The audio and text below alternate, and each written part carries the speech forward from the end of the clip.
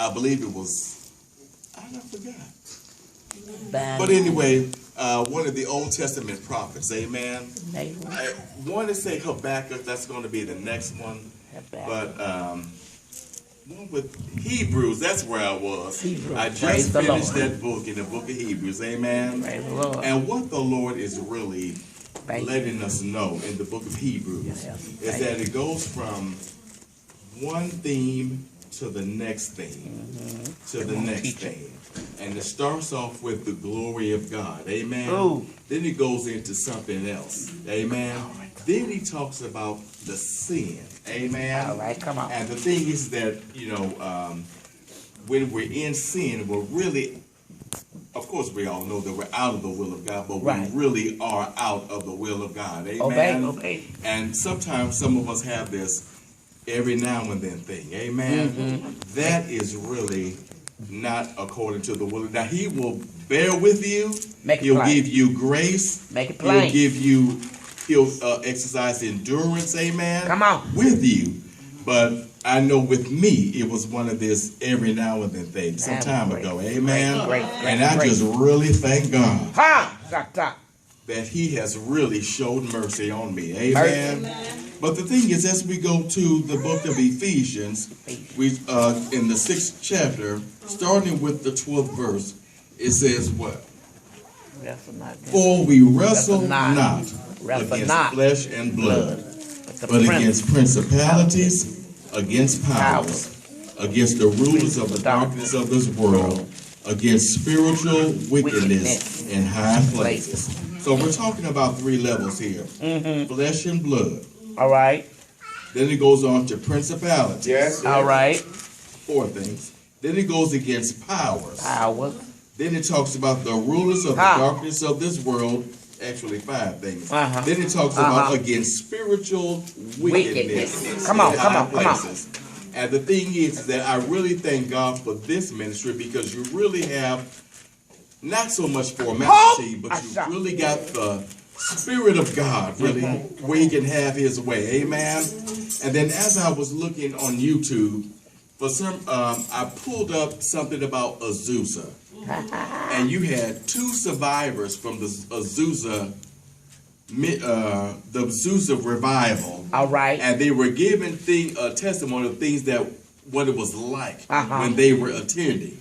And the thing is that when we come to prayer, and as we humble ourselves, I don't care what's going on. I just want God to deal with me. Amen. All right. But that spirit of condemnation, the enemy will bring and disrupt what he's trying to do within us. Amen. So the thing is that as they were giving their testimony, they began to say how in the services, how it started off. It said that Azusa started off really with African Americans. But then it caught on to where you had people in other denominations, and they began to come. And the thing is that why did it really end? It's because the lady was saying how there was a division that really started. Yes, it was. Amen. And the thing is that, okay, and this, I know that one denomination broke off because they were really becoming under attack from their own community about hanging with the blacks. Amen. And the thing is that when we allow division to come in, the Lord really can't move. Make it plain. And the thing is that in one of the services, the lady began to testify how using God. As W.J. Seymour may have been upstairs, down in the service downstairs. When the enemy came in, or the spirit of the enemy, they said there's a spirit that is not right in here. And they began to just rebuke the devil, and they began to pray. And as they began to do that, then the enemy would do what? Flee. Amen. And so this is what we're getting here in Power of Prayer. They know when the enemy is coming in. I've heard it from the lips of the pastor. Amen. And it's in a lot of churches, but we're really giving too much place to the enemy. Yeah. Amen. Yeah. I can say giving that. him the glory. Because he has no place within me. Amen. Come on. Because a lot of times now when I'm saying something, I get so much rebuke and criticism about it. Amen. And so the thing is, as we begin to lose ourselves, as the Lord began to move, then when the Lord began to use you, you can tell you're being used because you're getting so much opposition just over saying God bless you or something simple. Amen. So I just want you to be encouraged. For we wrestle not against flesh and blood. It's not against me and Elder Young, Pastor Young. Amen. No, it's not that. It's not me against me and my wife. It's the enemy trying to come in and bring dissension within the church. Amen. And if we are not careful, the enemy will use us. And all we're doing is, instead of us recognizing it, then we will begin to do what? Justify what's happening. Amen. Oh no, they ain't God. Amen.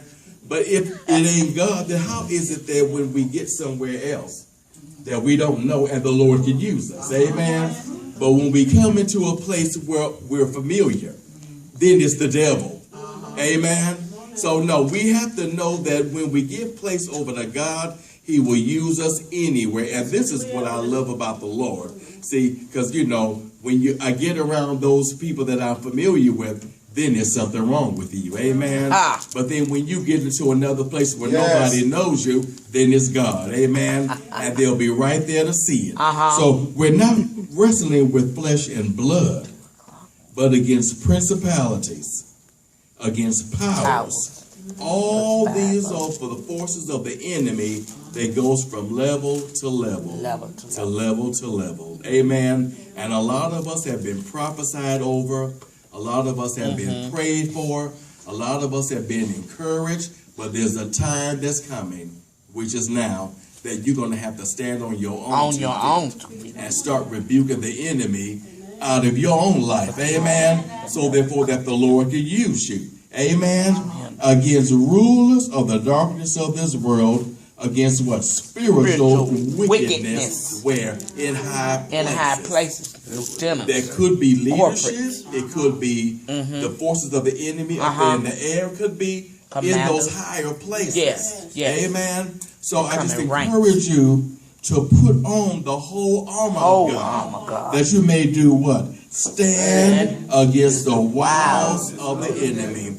And just know that because we're in the flesh, because we're in the world, when we start submitting ourselves over to the will of God, you can rest assured that stuff is coming against you. Amen. You may as well just get ready, because it's coming if it haven't hit you already.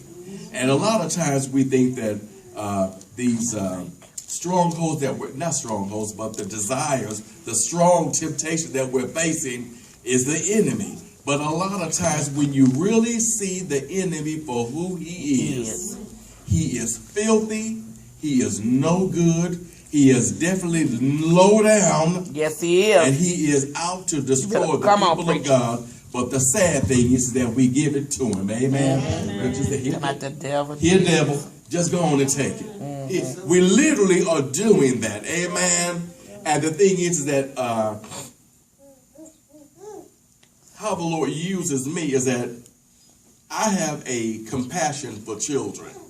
And I'm seeing a lot of things that these adults are not doing that the children are having to face. Amen. Sometimes I could be at home or get out the car and some kids across the street are out, and it seems like maybe sometime, but not all the time, nobody's out there watching them.